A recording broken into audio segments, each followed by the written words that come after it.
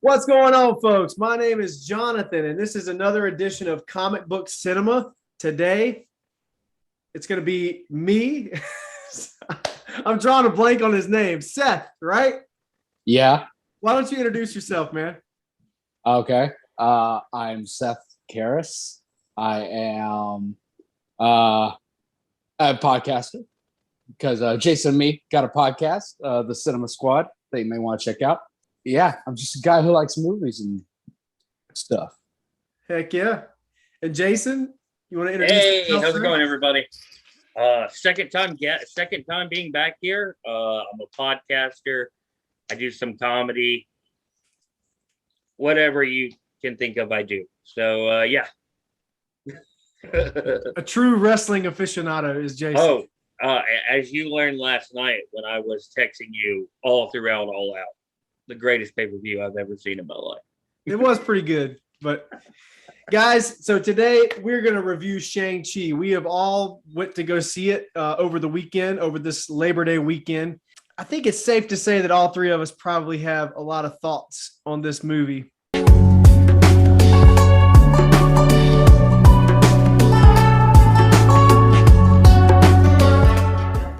Mm-hmm. One thing, I always like to start off with small things. So I think that I enjoyed the music in the movie.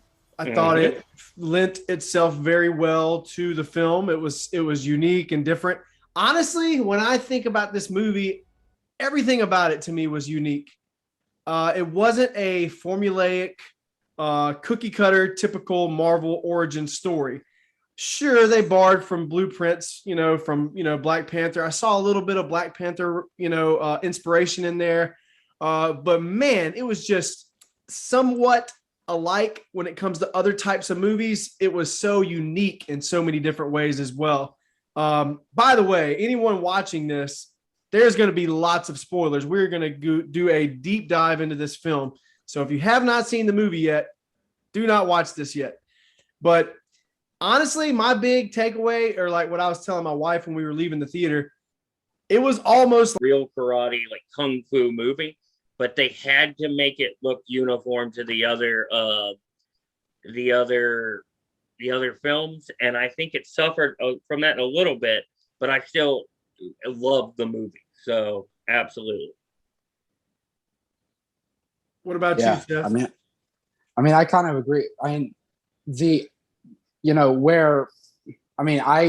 definitely think it has the Marvel feel, but I don't think that's a downside to the movie. Marvel, especially when it comes to the MCU, it's a brand at this point, and they definitely have a look and feel to them across their movies, but they do each have something unique to them as well. So I definitely feel like when it comes to the action and even the personalities of the characters, yeah, they definitely drew inspiration from Jackie Chan films, like Rush Hour and Rumble in the Bronx.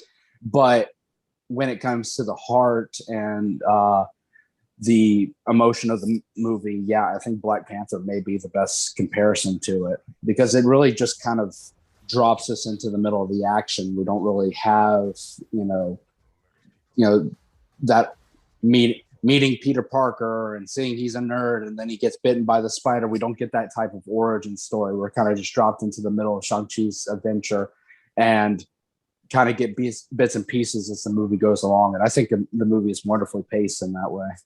Yeah, which makes it, I was about to say that. Honestly, I think that us as an audience are beyond that now. We don't need to see, so he got splashed with radioactive chemicals and now he's learning how to fight. He's training with this sensei. We don't need all that anymore. I think that the new formula for origin stories, which we've seen a few times before, even in Man of Steel, Jason Galt's favorite movie, they kind of splash these elements of his past throughout the film. They didn't give it all to us in one gulp and then put us into the present. They just kind of splash it throughout, and I think that's a great strategy because, yeah, us as an audience, we don't need to see that anymore. But yes, as far as the fight choreography, might be the best fight choreography we've ever seen in any Marvel movie. And that's saying a lot. When I think back to Civil War and a few others, there's some beautifully executed action sequences. But when it comes down, and don't get me wrong, the fight choreography is still just top notch. But when you see the fight scenes in this, and like I said, I just keep going back to Jackie Chan, but some of the impressive things that he did in his films, like you said, Rumble in the Bronx, First Strike. I mean, literally, when I was a kid, I had a stack of Jackie Chan VHSs, and I loved every single one of them because each movie, he always did something unique. And but man, ahead of its time. It was extremely ahead of its time. And it almost makes me want to see Jackie Chan come in on a sequel in some type of capacity. That would be dope. Yeah, I would love to see that. You saw I kind of. I think most of the gold standard before this was, something like Winter Soldier, which had a lot of close hand-to-hand combat. When it comes to Civil War or Infinity War or Endgame, any of those, you have a lot of big spectacle, people using powers. This has to be, despite this stuff with the 10 rings, a lot of his stuff needs to have that choreography and that dance to it. And I just think they nailed the look of it. And I think one of the biggest things, the reason we say something like Jackie Chan-esque is because, he's flipping through poles and, dodging just only by a little bit in his fights, using a poor woman's laptop to try to block a razor fist. I mean, It's just like, that's the stuff that is great to see. And I like that they do that and that they make him unique in that way. Yep. I'm not going to gush about this movie the whole time. I do have some complaints. Is it the third act? Because the third act is where my complaints go, man. Me too. We'll get to that later. But yes. So another thing for me personally, and my wife, by the way, my wife is Filipino. She's Asian. I had a problem with his costume. I thought the top half from his waist up looked legit and awesome. And then when you look at his pants and his shoes, it's like black jeans and a pair of Doc Martens or something. I don't know like what type of shoes those were, but I don't know. Like my wife was like, "Oh, that's what." They should have been Vans. Well, no, but my wife was like, "Oh, that's an Asian thing. You wouldn't understand." I was like, "But wait a minute. To me, it looks like they just got lazy and just said, you know what? We spent a long time designing the top half of his costume. Let's just throw some black jeans on and give him some tennis shoes, Who's going to look at the bottom half, John? This is fascinating. I'm not even thinking about that. Like, I'm just like, that's his costume. Yeah, I guess. I thought the costume was fine. The top half, I loved it. But, maybe I'm being too critical, and maybe that's what I have become now. Since I do a YouTube podcast every week, and I just knew that, I was going to have to pick this movie apart. So I was watching it in the theater, and then, I see those pants and the shoes. I'm like, oh, I'm going to talk about that. I don't like those shoes. What's he doing? But that's how I feel, and maybe it's, it's some cultural Asian thing that those shoes are like so Asian. I don't know. I'm kind of baffled. I'm like, he's got a more designed top, and then he's got, pants, and he's got shoes, and I'm like, okay, great. And it's kind of interesting to just be like someone watching the movie and being like, those pants aren't doing it for me. What's up with your shoes? What are those? Like, I'm just I don't know. Okay, here we go. In my defense, okay? It would be similar if, let's say, for instance, Spider-Man had the top half of his costume, then the lower half was blue jeans and Nikes. I would be saying the same thing, because it doesn't. I'd be saying that's the Last Stand suit, the one that I use primarily in the PS4 game, which is him in black jeans with the leather jacket suit. I love that suit. No, I get you. I like I think I'll have to look at it again because I mean it is kind of interesting because I mean now he's got the rings, so he's a little more power. A little more. He's a lot more powered up and can use them rings to get better pants. So you get better pants. I don't know if that's an ability that they have. Marvel, but now, I don't know. You really need to work on the pants and the shoes. Okay, give him some type of like pants that match the shirt. Okay. Give him some pants that match the shirt and some boots, superhero boots. That's all that I ask. Anyway, so let's move on here. Trevor Slattery, guys. His pants were on point, the entire time. I loved the fact that Trevor Slattery was back. I thought it was very appropriate. He was hilarious as usual. Okay, Trevor. What'd you tell him? I didn't tell him anything. Nothing. No. Should have pressed the panic button. Well, I panicked, but then I handled it. You're looking at a guy that did not mind that twist in the Iron Man 3 film, okay? I love Trevor Slattery. I think he is hilarious. And he didn't disappoint in this film. I thought he was even more funny. And he basically did what he was put in the movie to accomplish, make people laugh. Yeah, for sure. So did Awkwafina. I thought Awkwafina was fantastic. And the comedic parts hit in this movie for me, for the most part. That's one difference between Black Panther and this film for me. The humor in Black Panther fell flat a lot for me. Like I knew they were going for like a drier type of humor.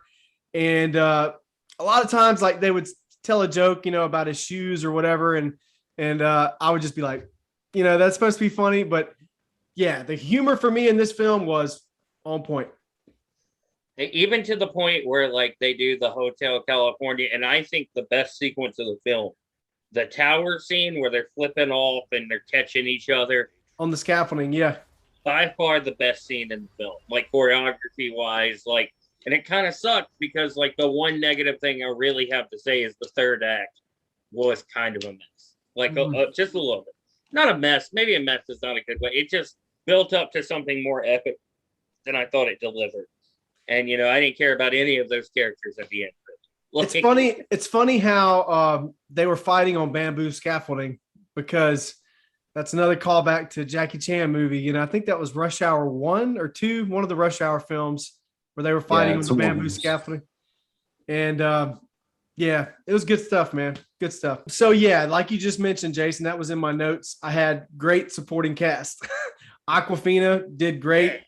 Who else was in the film that I thought, Trevor Slattery obviously was great. The sister, I like the sister. I thought she was cool. Trying to think. She turned heel at the end. Who saw that one coming? She turned what? She turned heel. Bad guy. Oh, okay. Yeah, well, I guess Sorry, it's still I'm still waiting to see what they do. No, I get you. I don't have stars, so I can't watch heels. The new shoe. So no, but I really like Xialing. I thought she was a fantastic character, and I like that they're kind of putting her in a position where both she and the Ten Rings can show up down the line in a variety of projects, and I'm all willing to see whatever they do with them. But yeah, I loved all the supporting cast and extra characters.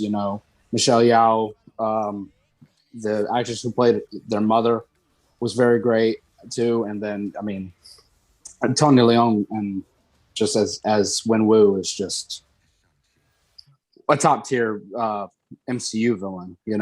Speaking of MCU's that, has been doing really great with some villains lately. Yeah, what else did he play recently?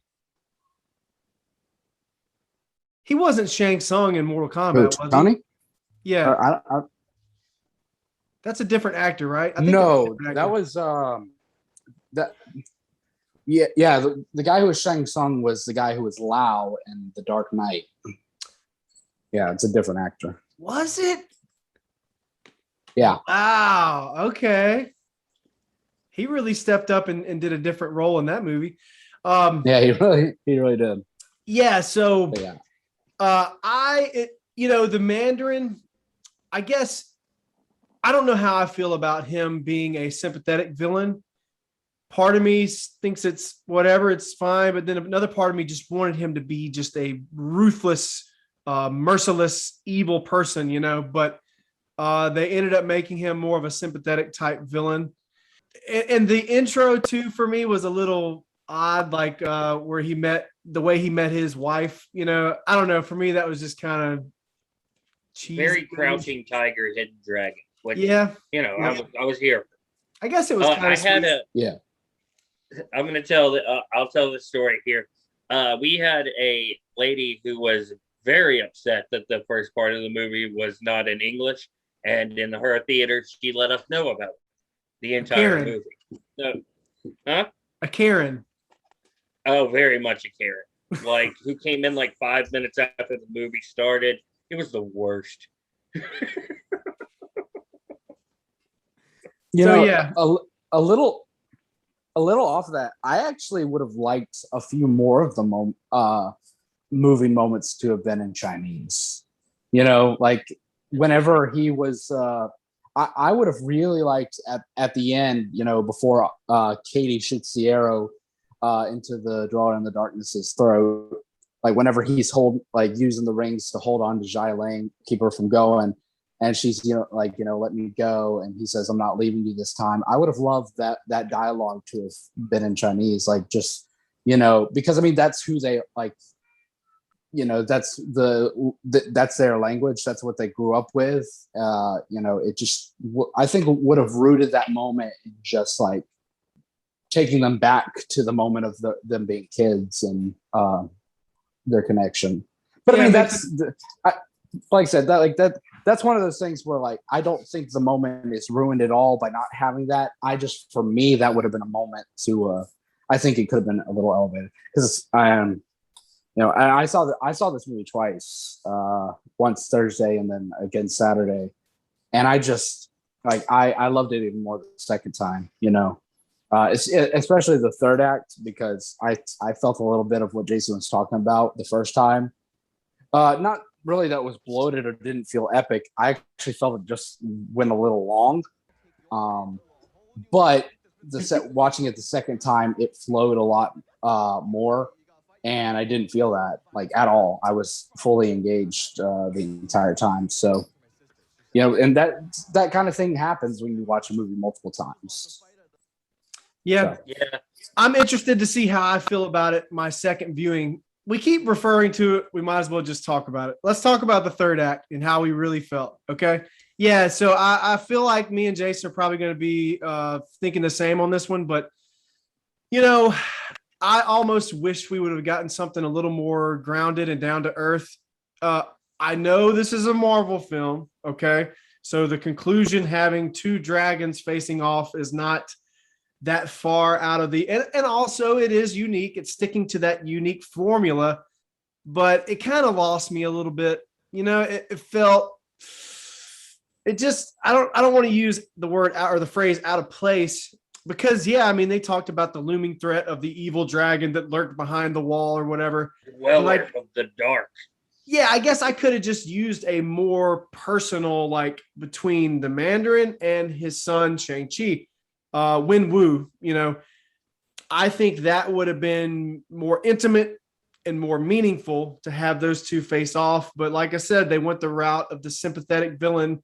So of course, towards the end of the film, or did he ever actually like concede and say, you know what, let's try to fight this thing together? He didn't, did he? He died trying to break that wall. He didn't really get a moment to. Like he kept putting his anger and his frustration and his obsession into opening this door, because he had convinced himself that his wife was behind it. And then by the time, he's had, and the thing is, I think we get both of them, before, once the Dweller in the Darkness breaks through, and then when Wu concedes the rings to Shang-Chi, and then they're having the big fight, we get that big epic fight that we're kind of accustomed to with these Marvel films.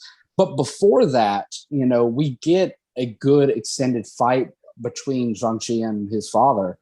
And we do. I mean, and it's really emotionally motivated because you really get, you get the sense of these characters and their history and their frustration, because both of them feel like they let the other one down when it came to the death of the mother, because Shang-Chi obviously wanted his father to be more emotionally there for them, and in some regard, Wenwu blames Shang-Chi for not doing something, even if he was 7 years old.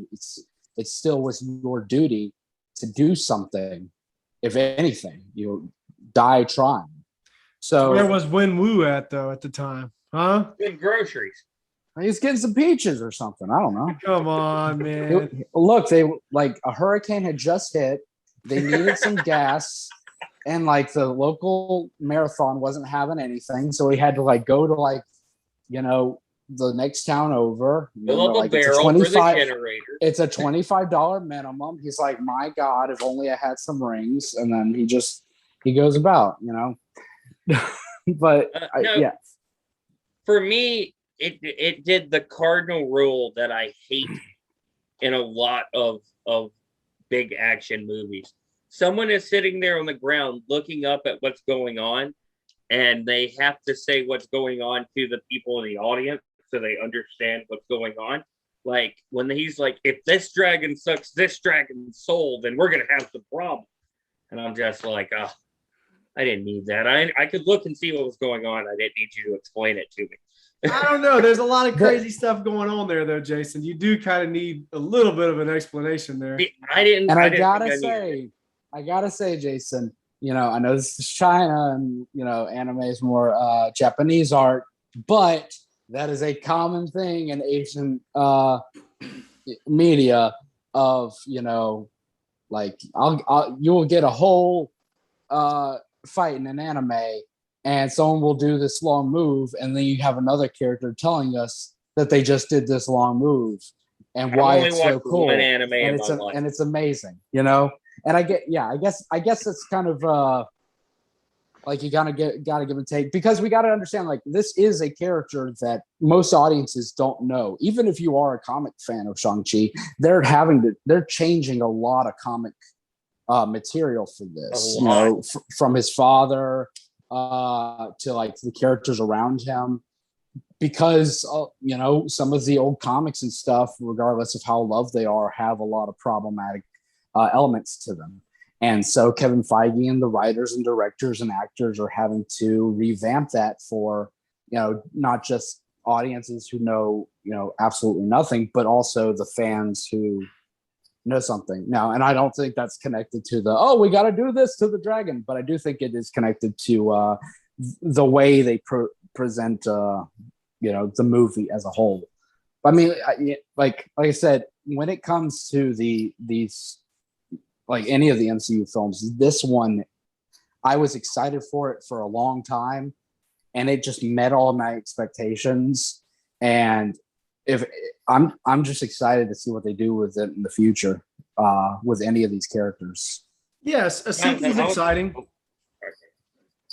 I was going to ask you, the way I described this movie is it's in that second tier of Marvel movie. Like, you got your first tier, which is like Iron Man, Winter Soldier, Guardians for me personally. And that's like the top tier. Don't forget Avengers, Jason. Huh? Don't forget the Avengers.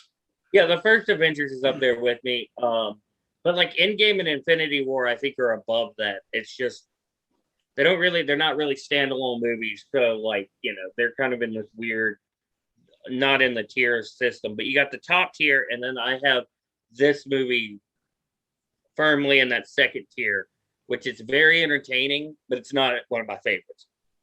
Is that where you are with it? Kind of. Yeah. And I think towards the end, we can like kind of give a grasp of how we feel about it, like compared to other. I think for me, yeah, it's somewhere in that area for sure. But one thing I do want to talk about before we get to the conclusion is, or a couple more things, but Aquafina was great as the comedic relief. I thought she was hilarious, great addition to the film. But I didn't like the fact that they included her in the let's bring her and Shang-Chi into the Avengers. Like, is she going to be an Avenger now? Who's next? Adam Sandler? Are we going to have, Ben Stiller? Is Ben Stiller going to be? Like, Well, Yes. all she did, please. though, in the film, she is literally the comedic relief. She's literally the comedic relief in the film, right? She's literally the comedic relief in the film, okay? It would be almost like at the end of Ant-Man if they, the Avengers approached Ant-Man and they also brought Louise or whatever the guy's name is. I would have loved that for the What does he do, though? Thanos. I'll counterpoint. What does he do? that. He captures the hearts of America. Yes, he does. He's hilarious in that role, but we don't want to see him on the battlefield fighting against Thanos. Like, he is not like, just like Aquafina's character in the movie. They just taught her how to shoot a bow. So, like, what is she? Yeah, I mean, I don't think them having her there with Shang and the Sanctum Sanctorum was being like, Shang-Chi, greatest martial artist of our time, Katie, and his friend Kate. Like, I don't think they were like saying that, she's gonna suit up and, in the Avengers lineup, it's gonna do a circle pan and it's just gonna be Katie, Aquafina being there. I think it's more so just like establishing that this character isn't just a, we're forgetting about her. Like, she is like, she's tied to him in a lot of ways, and as I saw it, friendship and everything. I know Jason says that he feels like there's a romantic lead going that way. I didn't exactly read that, but it's the will they won't they. I think they won't, but I think they're going to have her more in the capacity of what they have, like Jimmy Woo or Darcy, or which I'm cool with that. I'm good with that. I just got the impression that that's what was going to happen. Like, oh, and we're bringing you along with this too. One was like, you, Shang-Chi, and you, come on. Like, I would make an argument though that Wong is very much comedic relief in Doctor Strange. No, he's a sorcerer. I mean, he does a whole lot, but a good amount of his stuff is used for comedic relief. Yeah, but that does not negate his purpose. That's not his only absolutely purpose. not. And I don't think so. I mean, I could make an argument Aquafina's only purpose was not comedy. Like, she did stuff. She was there as an emotional support for She did about as much as Wong did in Doctor Strange. No, I wouldn't go that far. Love interest, comedic relief. That's it. She drove the bus. That was kind of daring. Yeah, I mean, she definitely did a lot of stuff. I'm not like, and I'll say that, if they have another big, fight like they had at the end of Endgame, where like they're bringing a bunch of people in and they bring in the 10 rings as a part of this army, and we see Katie amongst them. I'm not going to be like, this is ridiculous, because I mean, like, it's establishing some stuff, but like, it's not saying that like Katie in Shang-Chi is now on par with any of these heroes. Like, I mean, like, she looks in Kang's direction, she's going to dust. She's nothing. But it's just saying that, like, as a character, she means a lot to Shang, and her being there, it's important to have her there and to establish her as a connection that he has both to average people and then to the heroes going forward. Yeah, she's a great secondary character, but she doesn't need to be an Avenger. Man, she could be Hawkeye. Yeah, she could what? Okay, he said she could be Hawkeye, or she could beat Hawkeye. No, she could be the next Hawkeye. The next Hawkeye. We already have a next Hawkeye in the Disney Plus show. But guys, we're running out of time, so I want to ask, what were your overall? Where do you rank this film? I'll start off. I'll go ahead and say that I think it was a 7.5. I'm actually going to look in my notes here. And, I always place these movies initially when I first watch them, but after some time goes by and after I see it again, 2 or 3 more times, it always shifts some. But currently I have it ranked 7.5. You guys are not going to like this, but I have it ranked right below The Incredible Hulk, and right below the newest Suicide Squad movie. Right underneath those two is where I have it. Hey, I'm not going to say anything bad because I like The Incredible Hulk. I think it's one of the most underrated movies in all the MCU. I think Edward Norton is fantastic in that, but I would say that if Mark Ruffalo was in that movie and kind of gave it more of that, what people would see as legitimacy within the MCU, it would get a lot more love than it obviously does. You know, oh, yeah, I think people only really kind of look down upon it because it really feels so distant. And I think they're trying to bring it more with, you know, obviously referencing it within What If, and then having William, you know, Thunderbolt Ross, but it's still, you know, when your main actor is different going forward, it just kind of hurts the film. No offense, Jason, but it's almost like the redheaded stepchild of the MCU. Not wrong. Yeah, it really is, unfortunately.